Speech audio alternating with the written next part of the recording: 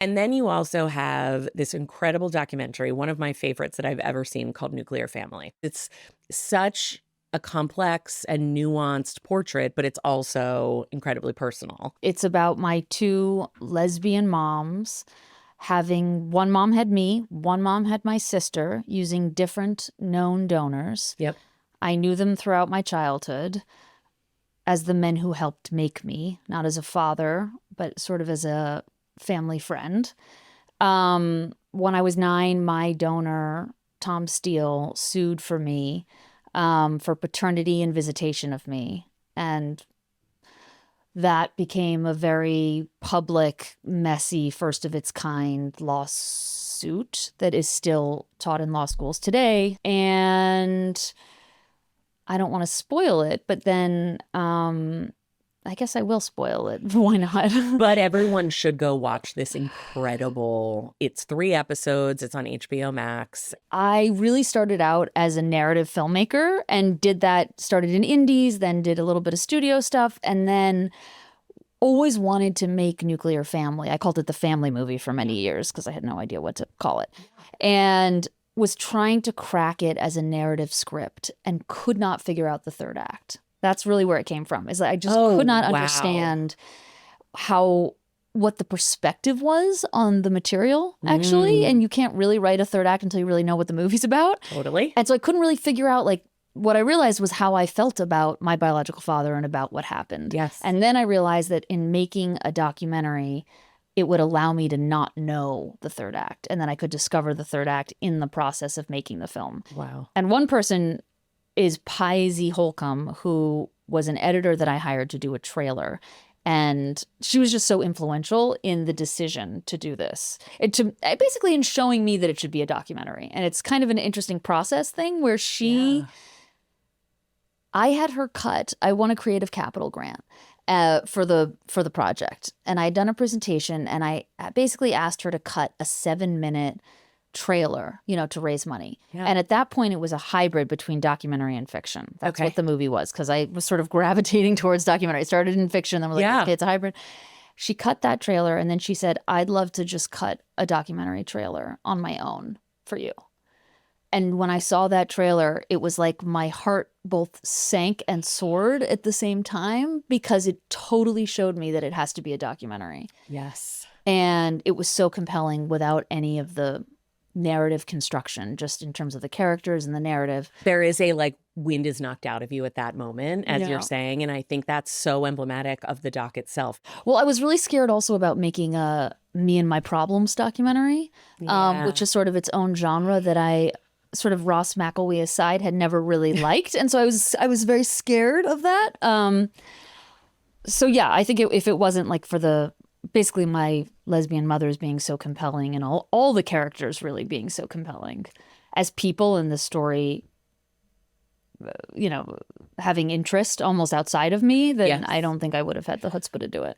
And you spoke to this landmark case, really first of its kind. Yeah. So just to give some context, my family, because my mothers were one of the first to do known donor insemination. Yes. There weren't a lot of gay families. I grew up in the 80s in the West Village, which you would think, there was a gay culture there, a strong gay culture, but there wasn't a lot of children. Yeah. So we were one of the first. And part of being one of the first gay families is sort of having to be the poster child of gay families and the perfectionism that came along. And in the 90s, it was really the conversation around gay families was, are the children sick? That was actually what the question was at the time. And so I was always the child who went on Lisa at age 16 with my mother, who participated in a PBS documentary. Yep. And is that what some of that footage of to say I'm not sick? Right. To say I'm healthy, I'm normal, I'm happy. Yep. And so in a way, the making child. Poster child, exactly. So the making of Nuclear Family became like wanting to show a more nuanced portrait than the one that I had portrayed throughout a lot of my youth. Yes. Because I was reacting to the culture. Your sister, Cade, talks about that a bit as well, and the pressure of that. Your moms are so incredibly compelling, passionate. Wonderful. Yeah. And I think the bravery of you taking this approach to doing it, I imagine you're full of complex emotions as you're approaching this and going back and looking at tapes and all of it. Did you anticipate how much it would allow you to process? I knew I wanted to tell my own version of the story. I didn't know how deep it would cut and that it would get quite as into my own psychology of why I was making it. Yes. And once I realized that it was a doc, I realized that it was almost like as I got deeper into making it, I realized how there was, and I talked about this, I was seeing a therapist, and I went to the therapist in the beginning of, before I made the movie, and I said, well, so this is indicative of the whole thing. I went to a therapist and I said, I really want to make this movie about my family, and I can't figure it out, and it's driving me crazy. And so I'm here with the intention of figuring out how to make this movie with you. Like, I need you to help me figure out how to do this. Yep.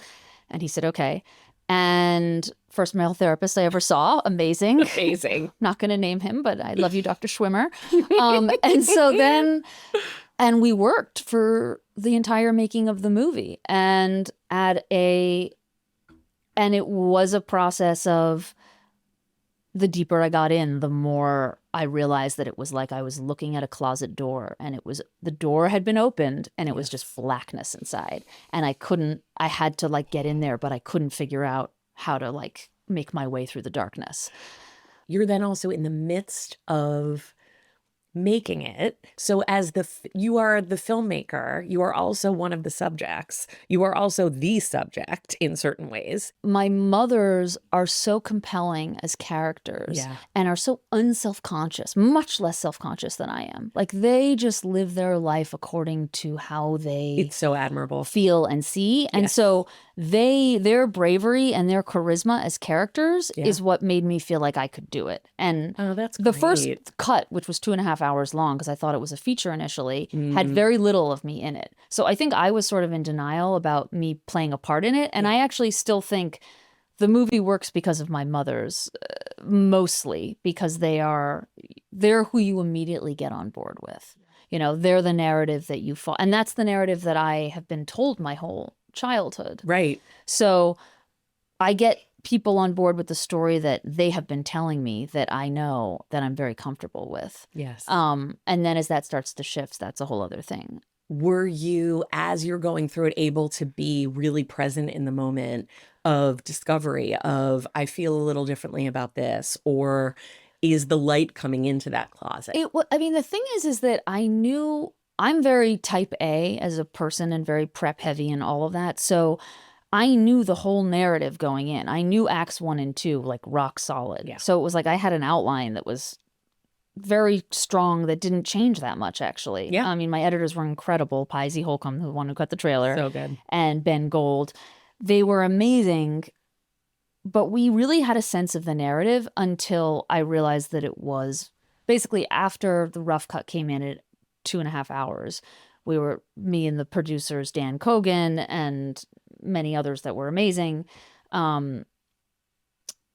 all sat down and said, like, okay, so am I cutting an hour out of this movie, or are we making it into a series? Yeah. And what I realized is that an hour and a half would be devoid of historical context, and the story itself could not be divorced from the historical context, which the movie gives while telling this really personal story. Yes. Of sort of the story of one of the first gay families and the legal troubles and a history of lesbians in the court system and with children and all that. The beautiful way in of your mom's, we get to know them, their love story, their history, which is beautiful, and they are individually and collectively. Yeah. And to get back to sort of the filmmaker, like, you know, / subject thing, is that I felt really clear as a filmmaker because I really knew the narrative until the third part. And then I felt totally lost in the darkness. Like, when I talk about the darkness, I just mean the third part. Right. And that's why the third part was really the discovery. So it was great. And to Dan Cogan, my producer's credit, the first cut, as I said, the 2.5 hour rough cut, didn't have that scene with my mothers at the end. And he said to me, I think you need to bring some of Chris's footage to your mothers and share it and talk about with them. And that was another huge moment where I was like, oh no, you're right. And I said to my moms, this is going to be one of the hardest discussions we're going to have. I'm going to ask you really tough questions, but I know that we as a family and as a relationship can survive this because because we can. You're so connected, attentive, attuned parents. Totally. A really close bond with your sister. It's like everything a family should be. And then it's being questioned and threatened. I'm astonished by your bravery. That conversation, that when you do bring the footage of what Chris is saying, and she was such a compelling character too. She's amazing. Do you continue to process all that has happened? Well, it's interesting. I think what happened for me in making the movie and at the end of the movie was that I realized that I could have, it's very basic and yet it's that I could have multiple feelings at the same time and that they can contradict each other and they are all okay to have and to hold. And I don't need to sort of, say, okay, that's it, or like close the box or tie the bow or anything. And that we can hold that complexity. We can hold two things at once.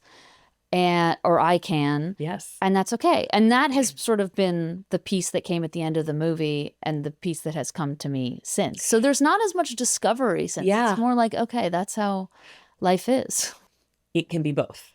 And it can be more than both. It can be and that's, again, the complexity and the nuance that you touch upon in the doc, but is also just emblematic and representative of life and of explaining. I also find like it is a very simple concept, but it is actually hard, I think, for our working overtime, assaulted by the times we live in brains to hold. Well, it's also been really moving releasing the doc because the amount of people from all different backgrounds, be it gay families or divorced parents or immigrants that had like border culture,